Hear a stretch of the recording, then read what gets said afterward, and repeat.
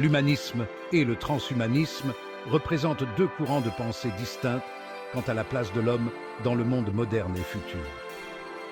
Alors que l'humanisme se concentre sur la valorisation de l'essence humaine dans ses dimensions traditionnelles et éthiques, le transhumanisme explore l'idée d'améliorer et de transcender les capacités humaines à travers les technologies avancées. Ce texte examinera en profondeur les différences entre ces deux approches philosophiques, ainsi que leurs forces et faiblesses respectives.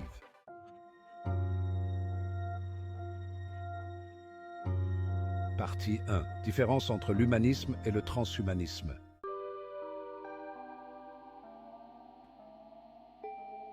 L'humanisme. L'humanisme est une philosophie centrée sur l'homme, mettant en avant la dignité, les droits et les valeurs universelles de l'humanité. Il cherche à promouvoir le bien-être humain à travers l'éducation, les arts, les sciences et le respect des droits individuels. Les humanistes croient en une amélioration de la condition humaine par l'éducation, la compassion et la justice sociale. Ils mettent l'accent sur l'importance de la conscience morale, de la liberté individuelle et du respect de la diversité culturelle.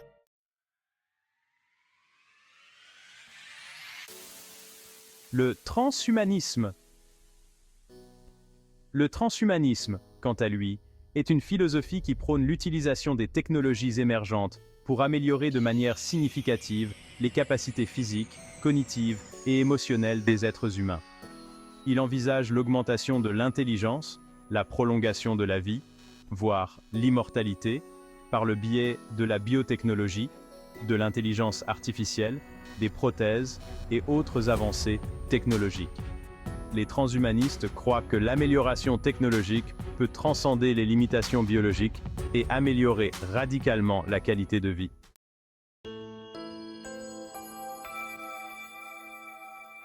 Bauer, partie 2. Forces et faiblesses de l'humanisme.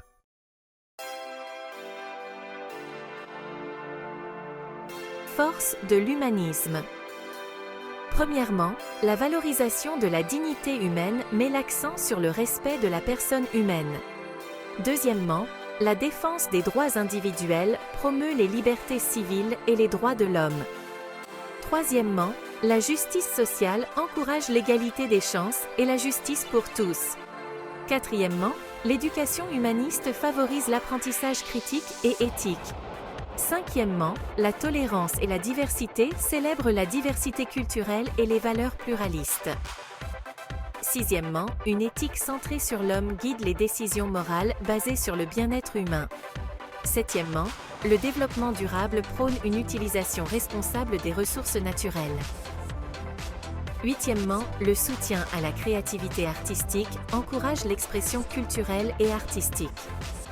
Neuvièmement, le dialogue interculturel favorise la compréhension mutuelle entre les cultures. Et enfin, la résistance au consumérisme excessif critique les excès du matérialisme et de la consommation.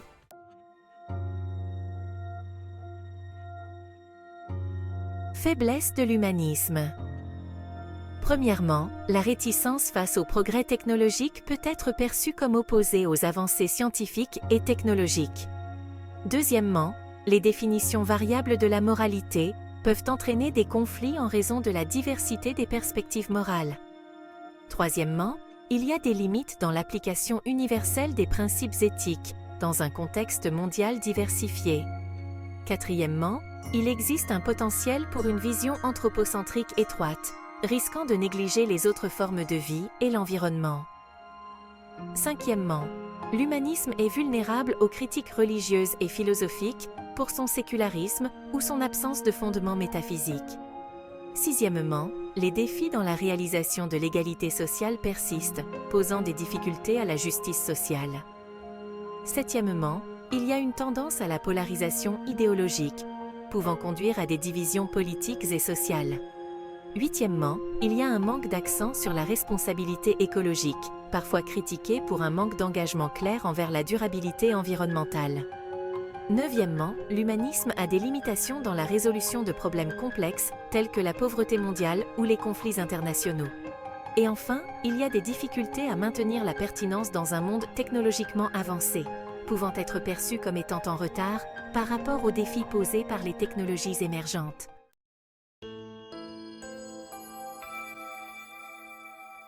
Partie 3. Forces et faiblesses du transhumanisme.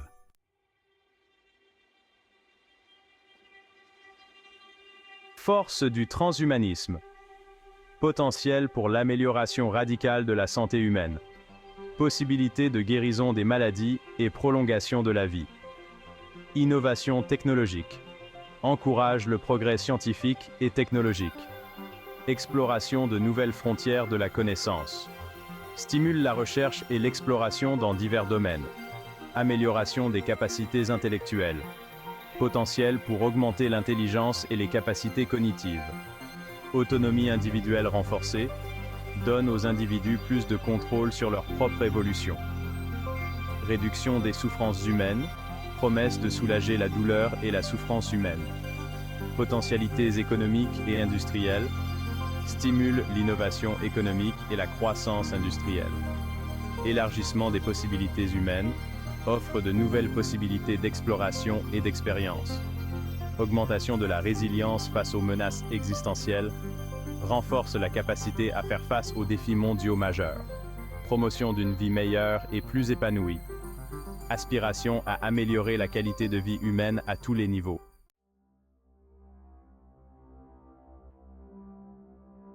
Faiblesse du transhumanisme. Inégalité d'accès aux technologies avancées, risque de creuser les écarts entre les riches et les pauvres. Dépendance excessive aux technologies peut créer une vulnérabilité accrue aux pannes système et aux cyberattaques. Questions éthiques et philosophiques non résolues. Défis liés à la confidentialité, à la sécurité et à l'éthique dans l'utilisation des technologies. Risque d'exploitation commerciale et manipulation. Préoccupations concernant l'utilisation des technologies pour le profit et le contrôle. Impact potentiel sur la diversité culturelle. Risque de standardisation culturelle sous l'influence des technologies mondiales. Questions de sécurité et de protection des données. Défis liés à la protection de la vie privée et à la sécurité des informations personnelles. Perte de connexion avec la nature et l'environnement. Risque de diminution de l'interaction avec le monde naturel. Menaces potentielles pour l'identité humaine et l'intégrité personnelle. Questions sur la perte de l'identité humaine dans un contexte de modification génétique et d'augmentation technologique. Défis réglementaires et juridiques.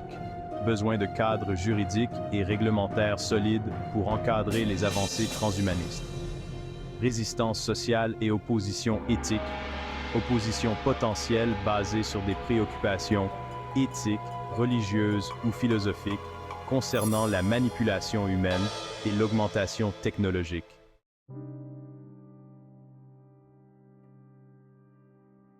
En conclusion, l'humanisme et le transhumanisme offrent deux visions contrastées de l'avenir de l'humanité, chacune avec ses propres forces et faiblesses. Alors que l'humanisme défend la dignité humaine, les droits individuels et la justice sociale, le transhumanisme explore la possibilité d'améliorer radicalement les capacités humaines par le biais des technologies avancées. Il est crucial pour les décideurs et les citoyens de comprendre ces deux perspectives et d'envisager les implications éthiques, sociales et culturelles des avancées technologiques à venir. En naviguant entre ces deux extrêmes, il est possible de trouver un équilibre qui respecte à la fois les valeurs humanistes traditionnelles et les possibilités prometteuses offertes par le transhumanisme, tout en préservant ce qui définit véritablement l'essence humaine. Vous êtes encore humain.